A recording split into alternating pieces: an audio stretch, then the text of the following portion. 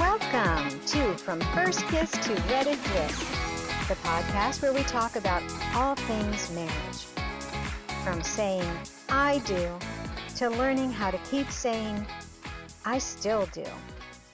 I'm your host, Marcy Sullivan, a Christian marriage coach passionate about helping couples build lasting, joy-filled marriages rooted in faith. Each week, we'll dive into real conversations, biblical wisdom, and practical tools that will strengthen your connection, deepen your love, and keep Christ at the center of your relationship. So whether you're newly engaged, newly married, or years into your journey, this is your place for encouragement, inspiration, and the reminder that a thriving marriage is possible with God's help. Let's get started. This week, join Chris and me as we go through Journey to Lasting Love. This is our 12-week marriage program, and it's also a podcast. If you'd care to listen to the rest of the podcast series, go to Journey to Lasting Love at Spotify. So welcome to Ownership, your role in the marriage. And it's all about becoming who God has called you to be. This is, for us individually, our verse that we're focusing on right now then is, so then each of us will give an account of ourselves to God. Okay, it doesn't say that you're going to give an account of your husband to God. You're not going to give an account of your wife to God, but rather we ourselves have to answer to God for what we've done or what we haven't done in our relationship. Do you have any thoughts on that, hon? I think this is a perfect verse to explain the what we need to work on is that first most important leg of our marriage is our relationship between me and God. Yeah. Absolutely. That's where it starts. Okay. So what do we each need to take ownership, right, of our attitudes, our words, our choices, okay? And God is holding us accountable for how we show up. So accountability is not blaming your spouse for how you feel. I wouldn't be so upset if it wasn't for you, right? No. Being accountable or taking ownership is not waiting for them to change before you do. It is also not using their faults as an excuse for your behavior. And finally, it is not expecting them to fix you. That's not their job, right? Yep. So those are the things that we need to take ownership of. And do you have any thoughts on that before I switch to the next slide? That idea of them fixing you, right? Yeah, it's like missionary dating. It's not going to work. Yeah, we all naturally as humans go down to the lowest common denominator. That's why you have the bullies, hurt people, and like people who it's just try to bring you down. If you're at a high, and then somebody's always going to say some comments, trying to burst your bubble. Yeah. And so that's like same kind of thing that we always gravitate to the lowest common denominator and that lowest. And then I think that's the same. But we got to, if we realize we're all on the same journey, we're all journeying to get you closer to God. And I like, that's probably one of my most favorite things in the last few years is just remembering I'm on a journey. We're on a journey together, just like Pilgrim's Progress. We're on that road to the celestial city, and our families come along with us. I used to be very frustrated with Pilgrim's Progress, and the first Pilgrim's Progress is all about Christian, and he goes out. But in the real world, what's happening is that your family's all around you, right? Yeah. But there was actually a second book, and about his wife and his family going, and they follow him. And to me, we're all together. We may be at different journeys, different parts in the journey, but we're heading in the same direction. We're heading the same goal. We're on the same team. Yeah, that's really important. That we're all, following Christ, right? Okay, so I kind of guess I got ahead of myself. I told you what ownership is not already. So I'll just repeat it though, because it's worth it, right? It's not blaming your spouse for your feelings. It's not waiting on them to change before you do. I don't know how many times, if you ever talked to a friend that was like, oh yeah, our marriage would be great if he would just do this and that and the other thing, Yeah. But what about you? You can't control him, but you can control you. So what about you? What can you do? Take that log out of your eye, right? And then you can deal with his speck, although oftentimes it doesn't look like a speck, does it? And then, like Chris was saying, don't expect them to fix you. You've got to fix you. Yeah, you and Jesus. All right, so we know what we're not supposed to do. What should we be doing? Ownership is taking responsibility for your responses. All right, so nobody can make you mad. You have to choose that response. And sometimes, it's learned behavior. It's habitual. It's patterns that you had growing up or whatever. But we can break those cycles and we can make those changes. So take responsibility. Yes, I'm angry. Okay, but why am I angry? And a lot of times it's not what just happened right then. It's just something that triggered you from way back, whatever it was, And it's really important to look at those signs because we call them red flags. If you're angry about something, that's a red flag. Get alone with God. Why am I mad? Why did that set me off? What is going on, Lord? And it's an amazing opportunity for growth if you can change those patterns instead of getting angry. Give yourself a timeout. Raising kids, I learned to give myself a timeout. They weren't the only ones that needed it. Mommy needed a timeout too sometimes. The next thing is acknowledging your part in the conflict. One way to look at that, I heard a lady say, is your side of the street clean? You've got to deal with your stuff, right? Let him deal with his stuff, but you've got to take responsibility. What did I do? What was my part? The next thing is refusing to blame your spouse for your emotions, right? Don't blame them. And then seeking God's help to grow in grace and maturity. And that is what we all should be doing as Christians, seeking to grow. And marriage is like iron sharpening iron sometimes. There's lots of opportunities. If it isn't your spouse, it's going to be your kids that are sharpening you, right? Or your coworkers. Yeah, exactly. Did you have any other thoughts on ownership? Well, taking ownership, I think you got to be in a growing relationship with Christ.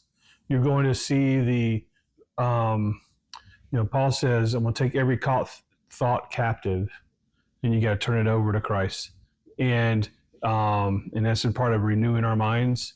And I think that's a key when those things get triggered, whatever those things happen, maybe the word or a phrase that somebody says or something, and that sets you off. Wait a minute, that made me so upset, or made me retreat back into whatever reaction that we have. And I think that's important that we realize, wait a minute, what's the lie?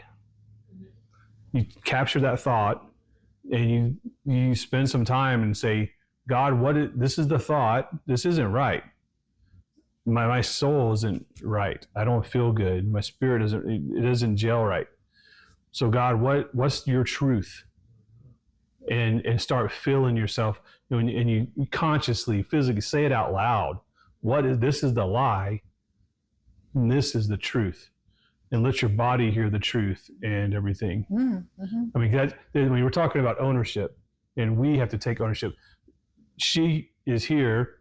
She's going to rub that iron sharpens iron, but it's going to be my choice if I want to repair that part or not. Yeah. And so if I want it polished, I want it sharp. that's my choice. Mm. Or I'm going to keep some nicks and stuff in there on the blade. Right. Yeah. This is really just so foundational, I think, as far as understanding, because a lot of times people bring their spouse to a marriage conference or a marriage class, or they try to get them to read a book because they think they need to change, right? But I want to bring it all back to who, you are, and you have responsibility and you have ownership, and there's so much power in that, because nobody wants to be somebody else's do-it-yourself project. He does not want me to fix him. Not really, no. And we're both happier when I'm not trying to fix him, right? He's happy, I'm happy, and I'm not his Holy Spirit, right? Well, one thing that just occurred to me too, that when you were saying that illustration, it's, it's, when you're talking to each other, it's this is my issue. Taking ownership, this is it's not you. You're talking at somebody, that's when the problems are going to you're going to have more problems. You're going to be causing more of a divide between you and your spouse. You say, I can't say anything about that. And it's just the same thing. She was, Marcy mentioned earlier about, being prepared for stuff. Okay, when bad things are going to happen, things are going to come up. How are you going to face them? And one of our favorite parenting, person, you find a book and you want a new kid by Friday, how to be a new you by Friday. There's a whole series of them Dr. Kevin Lehman has written. And one of our favorite things on parenting was phrases that you can use to practice. So it's going to happen. Kids will come to sometime. You're going to have a kid say, "You're the worst parent ever." Well, that's not fair. That's not fair. So what are you going to say? The Bible says don't join a fool in his argument. Right. So whatever you say as a normal parent stuff is going to just excite more argument. Yeah. You're just going to be drawn into this foolish argument. So what can you say? Oh, probably so. You could be right. You could be right. If that makes you sleep better at night. See, these little phrases that you can say, it takes two people to argue. Right. and when the focus is what's my part in this? That changes the whole perspective. Right. Yeah. So we're going to shift our focus. The old mindset would be, if they would change, things would be better. Yeah. So we're not going to be looking outside of ourselves to solve the problem. I mean, obviously up to God, but not trying to change the people around us. Yeah.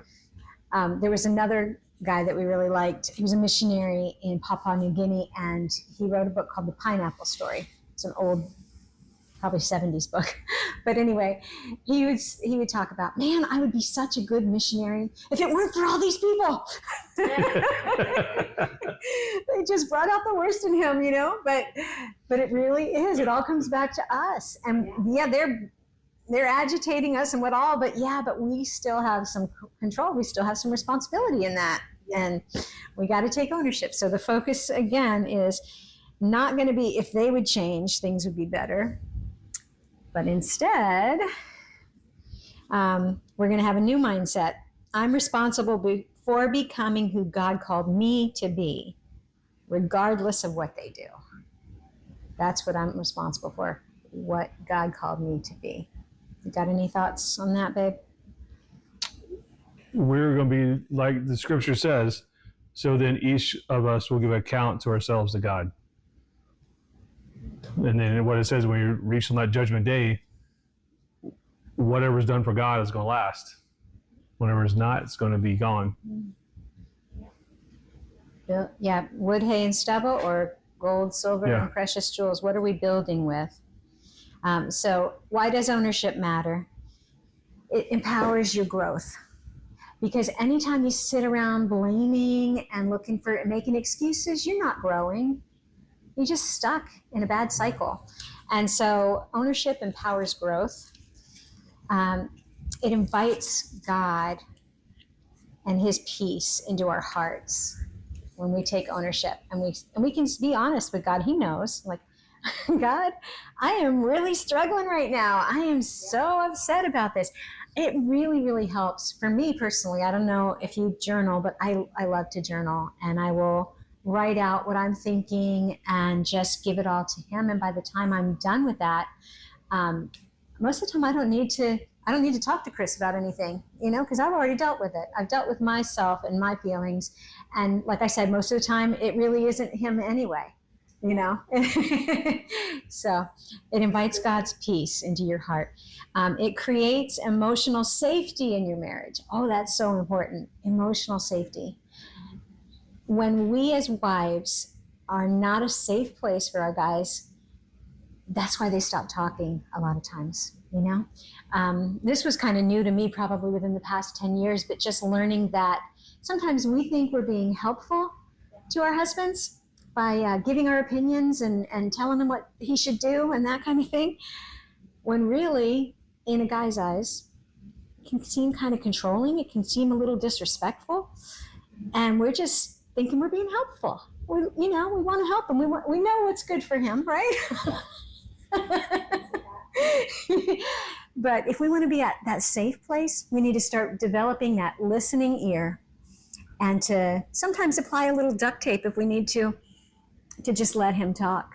And I know Chris, my sweetheart, he likes to verbally process a lot of times. And sometimes the things that he'll say, I'm like, oh, wait a minute, I don't think we should, but I'm like, I just gotta zip it, because a lot of times it's just dreaming, it's just visions, and it may not go anywhere, and he'll figure it out. But I don't want to be that dream killer either.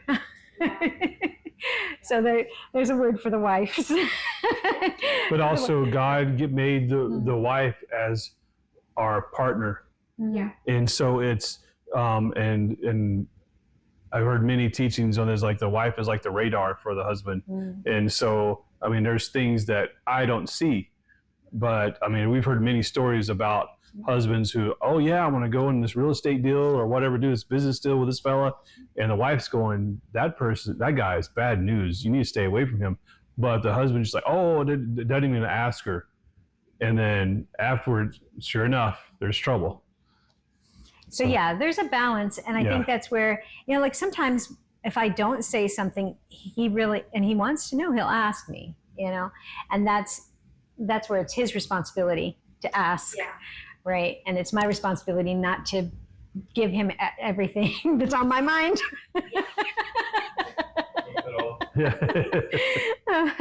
And then the final thing about ownership is it aligns your life with your purpose. So that's strengthening your relationship with God, helping you to grow and become all that you are meant to be. And it's just so empowering to know that now the only person I got to worry about is this one right here. I've got to deal with me. So any other thoughts there? There is some other thoughts, but I think they go with other lessons. So yeah. The one thing is, like, we've done these classes, but they're like try to condense so much information. Oh, I got to share this, but I have to hold back because I think this is going to go deeper. Right. This is going to be a 12-week course altogether. That's right. Yeah, it could be. That's right. Here's a few questions for you guys to consider. What area of your marriage have you been blaming your spouse for? Okay, so the second question is, what is one change God's calling you to make in your attitude or behavior? A lot of this is assuming that we are on a walk with Christ, that we have made a decision to follow Christ and we have a growing relationship with Christ. And if we don't have that, that would be the starting point. that's where you need to start. Yeah, because if you don't have a relationship with Christ, a lot of this does not make sense. And it's going to be hard. I mean, we're going to talk about that in a couple more weeks. But I was telling Marcy, I said, I really think that needs to be one of the first things. But it is. You have to be on the journey. You can't still be in the city of despair like Pilgrim. You got to be out there. You got to be on the journey. Thank you for joining me today. If this episode encouraged you, be sure to subscribe so you don't miss the next one. And share it with a friend who could use some encouragement in their marriage. Until next time, remember, feedback is a gift, and love grows when we're willing to learn from one another. Thanks for joining me on From First Kiss to Wedded Bliss. If today's episode encouraged you, Share it with a friend. And be sure to subscribe so you never miss an episode. For more resources and coaching to strengthen your marriage, visit marcysullivan.com. Until next time, keep Christ at the center and keep choosing love every day.